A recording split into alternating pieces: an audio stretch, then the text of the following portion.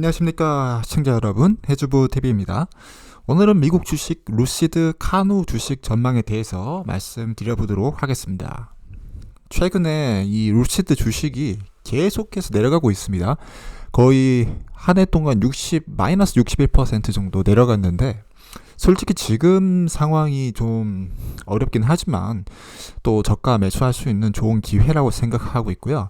또 루시드는 제가 보기엔 좀 다른 기업들과 다르게 더 성공할 가능성이 많다라고 생각이 드는 부분들이 있습니다. 그래서 그런 부분에 대해서 한번 더 말씀드리면서 좀 멘탈 관리를 하는 것을 또 한번 말씀드려 보도록 하겠습니다. 최근에 이제 루시드가 중국 시장 진출 계획을 하고 있다라고 이제 그런 뉴스가 나오면서 주가가 살짝 올라가기는 했었습니다. 그래서 미국 전기차 업체가 중국 시장에 진출할 것이다. 그리고 중국에다가 공장을 지을 수도 있다. 이런 얘기를 했었거든요. 이렇게 중국까지 눈을 돌리는 이유는 지금 굉장히 어렵기 때문이고, 또 판매 대수 자체가 전망치보다 나오지 못하기 때문이라고 저는 생각하고 있습니다.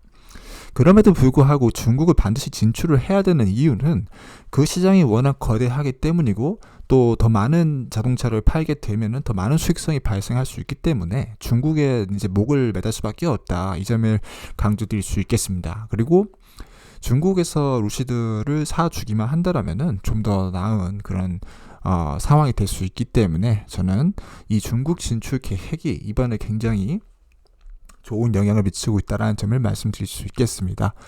최근에 저번에 말씀드렸던 것처럼 루시드 에어가 1,400대 정도가 팔렸는데, 이제 이게 시장 전망치에 미치지 못했다라는 것이 계속해서 주가를 하락시키는 원인이 되고 있는 것 같습니다. 그래서 시장에서는 거의 1년에 2만 대까지 만들 수 있을 거라고 생각을 했는데, 이제 실제적으로 이제 이렇게 지금 만들어진 거 보면은 거의 1년에 1만 대 수준에 그칠 것으로 보여지고 있습니다. 2023년도 3월 31일 기준으로 생산이 2,314대이기 때문에 조금 더 생산은 올라간다고 가정할지라도 2만 대를 절대 갈 수가 없기 때문에 그런 부분에서 어느 정도 문제가 발생할 수밖에 없다고 생각하고 있고, 그래서 레비뉴가 또 한 6천억 정도 달성할 것으로 1조에 미치지 못할 것으로 보이기 때문에 당분간은 이 루시드의 주가가 약하고 지지부진할 수밖에 없다라는 점을 강조드릴 수 있겠습니다. 그럼에도 불구하고 지금 루시드는 계속해서 자기들의 라인업들을 바꾸고 있고, 그다음 저가형부터 고가형까지 세분화시켜가지고 다양한 고객층이 접근하기 위한 노력을 계속해서 기울이고 있기 때문에 이렇게 하면은 중국 시장에서도 좀 접근하기 편할 수 있다라고 저는 생각을 하고 있습니다. 물론 중국에도 가부들이 많고 돈이 많은 사람들이 있겠지만은 좀 더 대중적인 브랜드로, 그리고 테슬라처럼 접근할 수 있는 브랜드로 가기 위해서는 테슬라와 경쟁을 할 수밖에 없다라는 것이고, 그래서 그냥 좀 모델의 값이 좀 싸더라도 그런 저가형 모델도 구축해 놓는 것이 가장 좋은 시나리오다라고 말씀을 드릴 수 있겠습니다. 그리고 최근에 사우디아라비아로부터 굉장히 많은 돈을 조달을 받았기 때문에 오히려 다른 회사들 대비해서 그렇게 재정적으로 큰 걱정을 할 필요가 없다고 생각하고 있고요. 시간이 지나면서 여러 시장에 진출하게 되고 다양한 고객층들이 확보되면서 생산량이 올라가게 된다라면은 자연스럽게 여러 가지 문제들이 극복될 것으로 보고 있고, 또 루시드 주식도 다시 올라갈 수 있을 것으로 저는 판단을 하고 있습니다.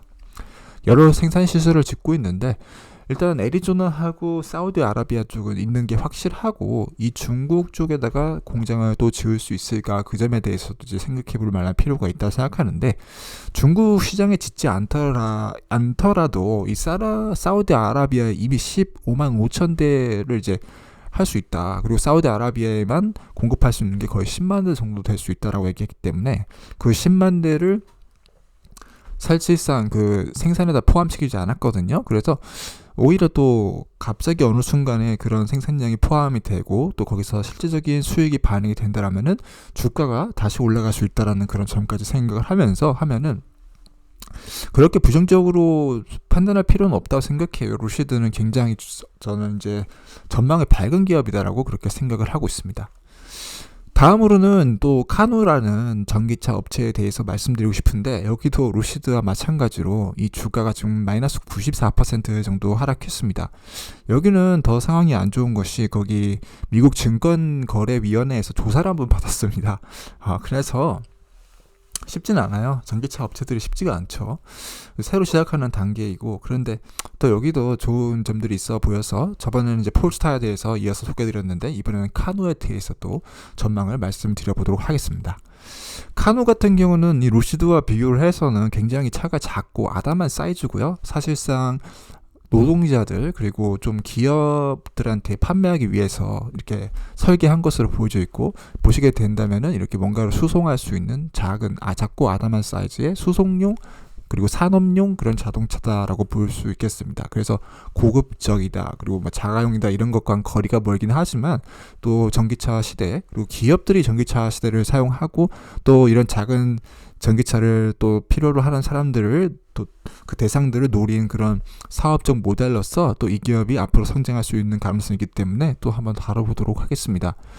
여기는 이제 한번 거기서 조사가 한번 들어왔어요. 그래서 뭐가 문제가 있냐 조사를 받고 나서 그다음 다시 한번 이제 기업이 그 조사를 해결하는 과정 가운데서 다양한 모델을 구축을 했습니다. 그래서 새로운 비즈니스 전략을 세웠고, 그다음에 매뉴팩처링 생산 시설도 이제 새롭게 구축을 하게 되고, 그다음에 제품을 다양화시켰다. 그래서 조금 더 기업이 건전한 기업으로 거듭났다, 이 점에 대해서 강조를 하고 있는데, 어떤 식으로 계속해서 기업이 사업을 전개해 나갈지에 대해서는 이제 우리가 지켜볼 필요가 있다고 생각이 되고 있고, 어쨌든 그 증권위원회에서의 문제가 해결이 됐기 때문에 앞으로는 또 기업이 건강하게 성장할 수도 있습니다. 그리고 여기서 이제 공급하는 거는 이 월마트 같은 그런 작은 딜리버리 자동차 그런 쪽에다도 이제 공급을 할 수 있고, 그다음에 군사 시설 그리고 나사 같은 그런 미국에 있는 정부 기관 그리고 사업체들 대상으로 해서 이런 소형 그리고 가벼운 자동차들을 만드는 것을 사업 모델로 하고 있다. 이 점에 대해서 강조드릴 수 있겠습니다. 그래서 이런 정부에서 밀어주고 또 사업체들에서 이렇게 밀어주면은 어느 정도 판로가 개척이 될 수 있기 때문에 기대해 볼 만한 상황이다. 이제 이 점에 대해서 강조드릴 수 있겠고요. 그 다음에 그레이드 A 크레딧, 그래서 신용적으로는 좀 괜찮은 편에 속한다라고 얘기를 하고 있고, 계속해서 정부가 사주기만 한다면은 어느 정도 버틸 수 있다고 생각하고 있습니다. 그래서 카누라는 기업에 대해서도 한번 생각해 볼 수 있는 것 같고, 근데 그 주행 거리 자체로는 뛰어난 고성능 자동차로 나온 게 아니라 이렇게 좀 산업용으로 나왔기 때문에 좀 짧아요. 217마일 정도로, 거의 뭐 리스디의 반토막이라고 보셔야죠. 400km나 한 300km 사이 정도에서 많이 달릴 수는 없지만은 그래도 뭔가 이제 써볼 수 있는 그런 주행 거리를 가지고 있습니다. 그리고 현재 팔린 그런 오더 대수, 예약된 오더 대수가 한 2.8조 정도 돼 있다라고 얘기를 하고 있고, 5%씩 성장하고 있다라고 하니까 시간이 지나면 계속해서 성장할 가능성이 있습니다. 5%씩. 그리고 또 사우디아라비아와 함께 또 루시드랑 좀 비슷한 모습을 가지고 있죠. 인터내셔널 익스펜션이라고 해서 파트너를 체결을 하게 되고 또 새로운 시장 개척을 위한 노력을 기울이고 있습니다. 그리고 2022년도에 보시게 된다라면은 매뉴팩처링 패실리티가 이제 굉장히 많이 잘 구축되었다는 사실을 말씀드릴 수 있겠고, 그 다음에 IP 모니티제이션에서 이제 그 IP를 지적 재산을 판매를 하기 위한 또 그런 부분들 가지고 있고, 매니지먼트 팀에 다시 한번 변화를 주는 그런 모습을 보여주고 있습니다. 그래서 우리는 좀 달라졌다, 이런 거 좀 강조를 하고 있는 것으로 보이고, 또 거기에 통해서 공장에다가 더욱더 많은 돈을 지출하고 있는 모습까지 보여주고 있습니다. 거기서 1200억 정도를 투입시켰는데 지금 2022년도에 4천억 정도 넣었거든요.